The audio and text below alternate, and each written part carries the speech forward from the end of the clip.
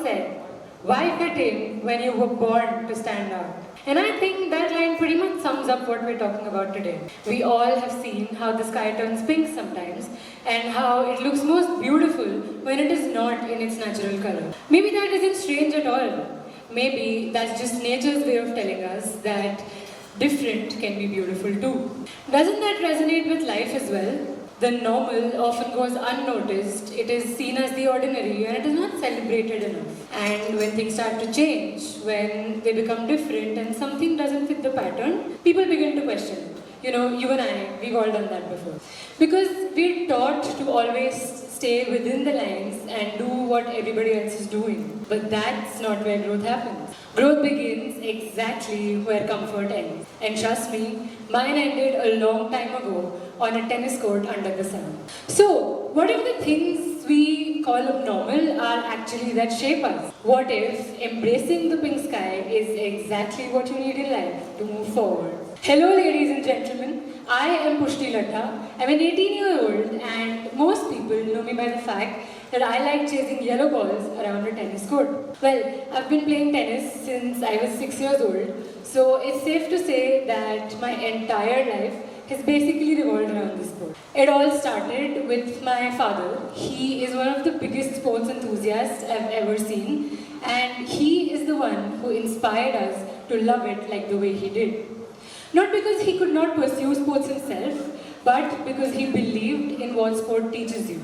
So it all began with going to practice every day, holding that tiny kit bag with my elder brother.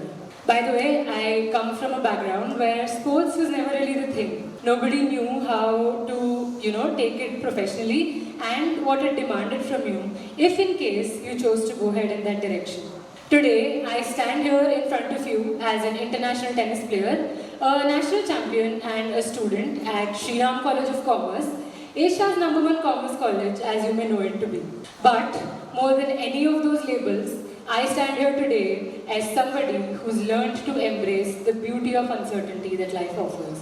I am an alumni of this very institution, having lived some of the most precious years of my life in these halls and corridors. My teachers saw potential in me and they gave me the space to balance everything. And honestly, I could not have asked for anything else. I've made some amazing memories here that I still cherish to this day. From bunking classes to attending events to even organizing them. I was basically one of you guys almost 2 years ago. About 2 years ago, yes. And these buildings, halls, classrooms, grounds have given me so much. And to be able to return to this place in such a meaningful way has to be one of the most surreal and fulfilling feelings anybody can ever experience. Okay, so this was a little about me and who I am, but let me ask you another question. When you heard the words international tennis player, you might have thought of the glory, the trophies, the medals, and even the thrill of competition, right? Everybody does that. But behind everything that looks fun and fancy lie what I call the unseen hours. The 5 a.m. alarms, the silent courts, the aching muscles, trust me, all day. My friends know how much I've told them how tired I was literally every day after coming to school from practice. The missed birthdays and festivals, and the constant tug of war between tennis and textbooks. And through all of this, I've always had my people with me. People who've been with me through every phase, who've supported me. My parents, my coaches, my brother, friends, family, and everybody else who's basically helped me hold it all together. I'm extremely grateful to all of them. And these moments, these people, they don't quite make the headlines, but they are the brushstrokes that gave my life its true color. Now, you all know SRCC is one of the most renowned colleges in India. You can say it is the Hogwarts of commerce. But every commerce student dreams of getting into it at least once in their lifetime. But with me, that was not quite the case. I was not very well aware of the existence of this college until about 1 year before my admission. And when I was initially acquainted with it, I fear I wasn't the biggest fan. I only had one goal, to go abroad, to pursue tennis seriously, and to turn pro in the next year. You know the Serena Williams arc? But life looked at me and said, "Beta, commerce padho." Who knew I'd end up in a college that valued academics and 9 to 5 so much that, from what I'd heard before going, People there often forget that they're still students and still allowed to be young. So when I walked through the gates of SRCC for the first time, living the dreams of thousands of students, it wasn't just a transition, it was a transformation, trust me. And so I am here today to share with you my journey of not just the victories but the defeats, not just the blue skies but the pink ones. Okay, so the one thing I've always told everybody, boasted about being an athlete, is to be able to learn firsthand the lessons that sports has to offer. And I remember an incident very clearly when a parent of a dear friend had come to me after one of the most intense matches I'd played. And for context, I was match point down. That means my opponent had a match point. And I came back and won 11 games in a row and ended up winning that match. And he told me, Pushti, this is a champion's mindset and these are a few things only sports can teach you. No book, no school, no teacher, no institution can ever teach you what you take away from sports. And that kind of stuck with me forever. And over time, I realized how true that is. Those lessons, they were my pink sky moments. And today, I'm here to share with you a few lessons that I learned throughout the way that shaped me both on and beyond the court. Okay, so one of the most important and toughest lessons that tennis has taught me is acceptance. And it doesn't come to people easily. There can be months when you can train the hardest, give your best, and still lose. And there were days I used to walk off the court feeling frustrated, angry, or even helpless. Because how much ever you do, whatever you do, there are a few things that are not in your control. And it is at those times when you have to learn, move on, and focus on what's ahead. And over time I realized that this is what acceptance is. It does not mean giving up, but it means to learn to live with the fact that not everything will go your way, and that's okay. This made me realize something powerful. That it's not the wins that shaped me, it's the defeat. Wins gave me confidence, yes, but defeat gave me resilience. Wins gave me joy, of course, but defeat gave me perspective. They forced me to accept what was not in my control and to focus on what was. My response, my mindset, and my ability to get up and fight again. And these experiences tell you that perseverance is not loud or dramatic. It is those moments when you decide to hold your ground for long enough and let the storm to pass. There were moments when I already told you that I was down in matches, all conditions, all circumstances against me, and yet I chose to keep going and ended up winning those matches. It is in those times when you realize that giving up is the easiest when you have nothing left, when the skies are stormy and uncertain, but it is exactly then that perseverance is tested. Because the sky is pink is about those moments when you push past exhaustion, past doubt, past defeat, and discover the strengths you never knew you had. Because sometimes victory is all about showing up, staying on the court, refusing to give up, and knowing that the sky, no matter the color, is yours to play under. And this also taught me how to be patient, because there were times when I initially started playing that I did not want to go to practice at all. You know how it happens that when you pick up a new thing and you don't get the hang of it, you don't feel like doing it anymore. But everybody around me told me to just keep going to the court, no matter, that does not matter if I wanted to do or not. And I think that changed things over time and for the better. And it naturally follows that showing up is the key. I've come to realize that discipline and showing up are two sides of the same coin. Discipline is basically the act of showing up every single day, again and again and again. There were those cold winter mornings when waking up before 5 a.m. and going to train felt like the toughest thing to do. Especially when I used to see my brother wrapped in a thick blanket, sleeping away. But trust me, there is no better satisfaction in doing something that you thought could not be done. And discipline teaches us that not every day will feel inspiring, not every sky will be perfect, but if you keep showing up every day, the unexpected happens. One day when you least expect it, all those ordinary mornings will start to make sense. And this also showed that possibility often lies outside the obvious, in places where others don't bother to look. And that is where growth happens. For me, it meant breaking limits, breaking stereotypes. Because choosing a racket sport in a country that basically worshipped cricket meant choosing a path that did not come with a roadmap but came with possibilities. And as much as the wins on court meant, what mattered more were the ones that were scored outside the court.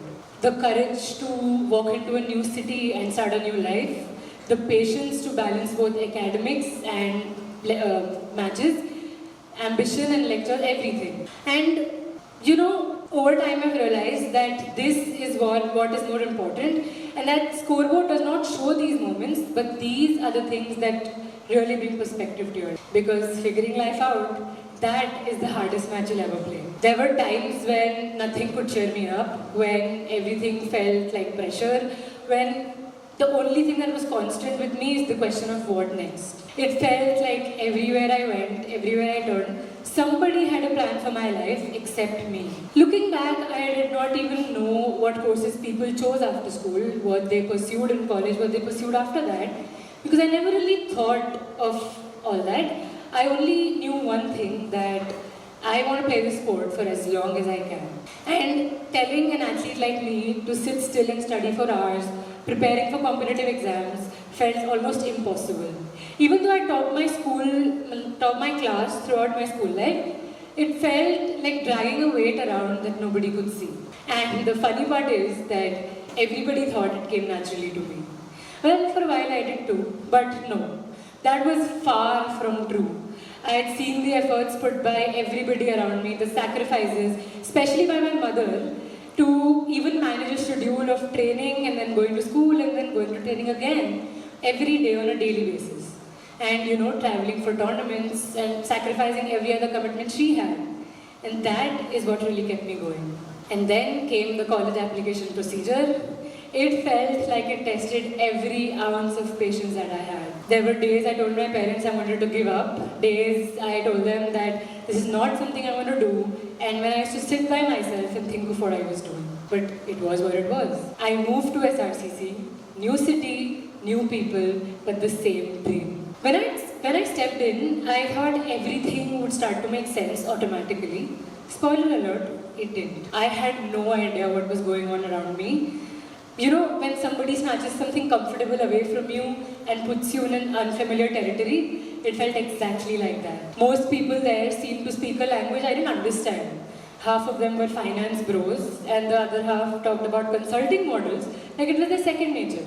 I was fresh off the national games, winning a gold and a silver, people calling me the national champion and all. But going there, it felt like all that didn't matter anymore. Suddenly, my biggest achievement was surviving an 8:30 a.m. class. And, you know, I used to look at them and be like, is this what you do all day? Like, how can you not feel the adrenaline of competing every week and the pride of doing it with people across the world? But, yeah, there were days when, you know, I felt disconnected from what I did, from who I was. There were times when I felt lost, like I'd left a part of myself on the court. I had my own share of struggles, honestly. My GPA is a gentle reminder of that, but let's not go there anyways. But there were times when I felt like not going out of my comfort zone and like not doing anything. But then I realized that behind that confidence that everybody had, they were all figuring things out one step at a time. And let me tell you one thing, that I am a very firm believer of whatever happens for the good, and that everything is meant to be. Life has a funny way of surprising you, you know. I got opportunities to play some amazing matches for my team. I found my people who showed up at any discomfort I had, people who I knew were always a call away. And we laughed, we learned, we grew together. We did things as insane as anybody can think of. But these are really the memories that make life worth living. So college taught me something very beautiful, that life is not always a straight line. It is joy and discomfort, confusion and clarity, all at the same time. And it also taught me that it's okay to not have everything figured out, because honestly, nobody does. And through it all, I've realized how lucky I am to have parents who've made it possible for me to chase all of this. It is their sacrifice and their support that truly is the wind beneath every pink sky I've seen. And if there's something I want you to take from this, is that don't just keep working every day for what you want, but also to learn to live in the moment and enjoy every second of it. You know, playing the sport, traveling so much, meeting new people, and now moving to a completely new city, living with an extremely different set of people who come from various backgrounds with different mindsets. There's one thing I've realized, that everybody has their own story and that it is so unique that it cannot be compared to anybody else's. They have their own experiences, struggles, triumphs, everything, and it is this difference, it is this diversity that makes our stories so powerful. Just know that the sky need not be blue for it to be beautiful. And I had done things in my family that nobody did before.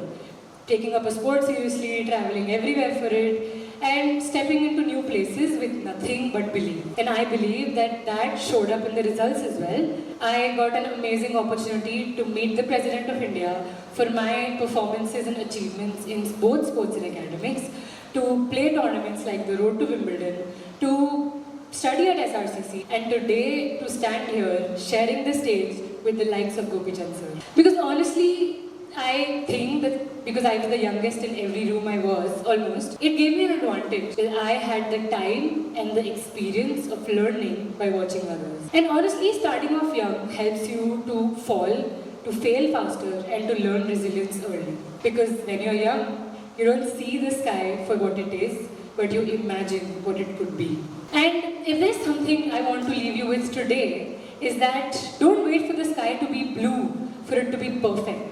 Step into your own shade of pink, own it, and just know that life's most extraordinary moments are often hidden behind the unexpected. Because hey, the sky doesn't stay the same color for too long, and neither does life. And maybe that's exactly how it's meant to be. Thank you so much, everybody.